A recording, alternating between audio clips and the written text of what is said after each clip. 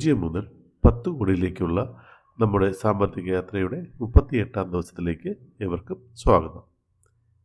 ഇന്നത്തെ വീഡിയോയിൽ നമുക്ക് മൾട്ടി ക്യാപ് മ്യൂച്വൽ ഫണ്ട് എന്താണ്, അതിൻ്റെ പ്രയോജനങ്ങൾ എന്താണ്, ആർക്കൊക്കെ ഇതിൽ ഇൻവെസ്റ്റ് ചെയ്യുന്നതുകൊണ്ട് ഗുണകരമാകുന്നു എന്ന് വളരെ സിമ്പിളായിട്ട് മനസ്സിലാക്കാം. മ്യൂച്വൽ ഫണ്ടിലെ ഇക്വിറ്റി കാറ്റഗറിയിൽ വരുന്ന ഒരു പ്രത്യേക ഫണ്ടാണ് മൾട്ടി ക്യാപ് ഫണ്ട്.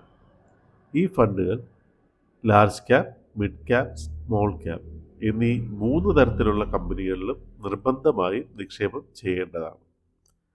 സെബിയുടെ നിബന്ധന പ്രകാരം മൾട്ടി ക്യാപ് ഫണ്ട്സ് കുറഞ്ഞത് 75% ഇക്വിറ്റിയിൽ നിക്ഷേപിക്കണം.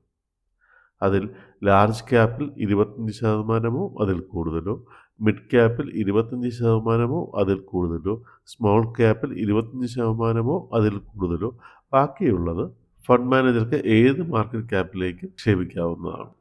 അതുകൊണ്ട് തന്നെ ഒരു ബാലൻസ്ഡ് എക്സ്പോഷർ നമുക്ക് ഈ ഒരു ഫണ്ട് വഴി നമുക്ക് കിട്ടുന്നു.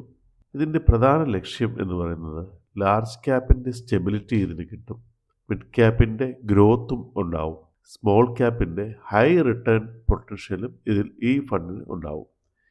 ഇവ ഒക്കെ ഒരു സിംഗിൾ ഫണ്ടിൽ കമ്പൈൻ ചെയ്ത് റിസ്ക് റിട്ടേൺ ബാലൻസ് നൽകുകയാണ് മൾട്ടി ക്യാപ് ഫണ്ടിൻ്റെ പ്രധാന ലക്ഷ്യം. മൾട്ടി ക്യാപ്പിൻ്റെ പ്രധാന പ്രയോജനങ്ങൾ എന്ന് പറയുന്നത് ഡൈവേഴ്സിഫിക്കേഷനാണ്. മൾട്ടി ക്യാപ്പിൻ്റെ പ്രധാന പ്രയോജനം 3 ക്യാപ്പുകളിലും അല്ലെങ്കിൽ 3 വിഭാഗങ്ങളിലും ഈ ഫണ്ടിൻ്റെ എക്സ്പോഷർ ഉണ്ടാവും. മിഡ് സ്മോൾ ക്യാപ് ഫണ്ടിനേക്കാൾ വൊളാറ്റിലിറ്റി കുറഞ്ഞ ഫണ്ടാണ്. ഗ്രോത്ത് പൊട്ടൻഷ്യൽ വെച്ച് നോക്കുമ്പോഴത്തേക്ക് ലാർജ് ക്യാപ് ഫണ്ടിനെക്കാട്ടി കൂടുതലാണ്.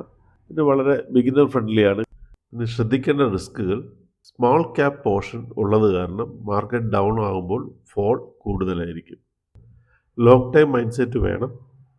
ഫണ്ട് മാനേജറുടെ സ്ട്രാറ്റജി ഇതിൻ്റെ പെർഫോമൻസിനെ ഹെവിലി ആയിട്ട് ഇൻഫ്ലുവൻസ് ചെയ്യും. നമുക്ക് ഈ ഫണ്ട് എങ്ങനെ തിരഞ്ഞെടുക്കാം? മൾട്ടി ക്യാപ് തിരഞ്ഞെടുക്കുമ്പോൾ ഈ 4 ചോദ്യങ്ങൾക്ക് ഉത്തരം ആദ്യം ഉണ്ടാകണം.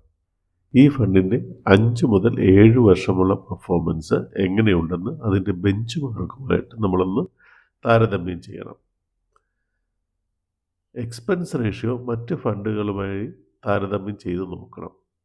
ഫണ്ട് മാനേജറിൻ്റെ ട്രാക്ക് റെക്കോർഡ് വിശ്വസനീയമാണോ എന്ന് ഉറപ്പ് വരുത്തണം. നിങ്ങളുടെ റിസ്ക് ആൻഡ് ടൈം ഹൊറൈസൺ ഈ ഫണ്ടുമായിട്ട് മാച്ച് ചെയ്യുന്നുണ്ടോ എന്ന് ചെക്ക് ചെയ്യണം. മൾട്ടി ക്യാപ് ഫണ്ടുകൾ ലോങ് ടൈം വെൽത്ത് ക്രിയേഷനായി നല്ലൊരു ചോയ്സായി നമുക്ക് ഉപയോഗിക്കാം, പ്രത്യേകിച്ച് നിങ്ങളൊരു ബാലൻസ്ഡ് അപ്രോച്ചും പേഷ്യൻസും ഉള്ള ആളാണെങ്കിൽ. ഇനി നമുക്ക് നമ്മുടെ സാമ്പത്തിക യാത്രയുടെ 38ാം ദിവസത്തെ ഇൻവെസ്റ്റ്മെൻറ്റിലേക്ക് കടക്കാം. ഇന്നലെ വരെ നമ്മൾ 37 ദിവസത്തെ തുക ഇൻവെസ്റ്റ് ചെയ്തിട്ടുണ്ടായിരുന്നു.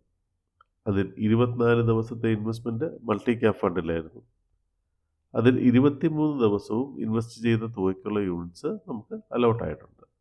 250 × 23 5750 രൂപ.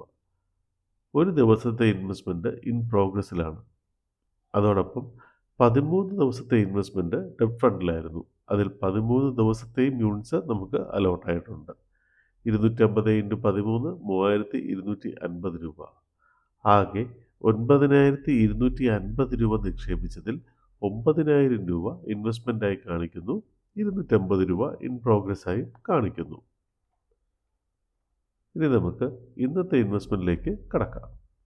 ഇന്ന് മാർക്കറ്റ് വർക്കിംഗ് ഡേ ആണ്. ആയതിനാൽ മൾട്ടി ക്യാപ് ഫണ്ടിലാണ് ഇന്നത്തെ ദിവസം നമ്മൾ ഇൻവെസ്റ്റ് ചെയ്യേണ്ടത്.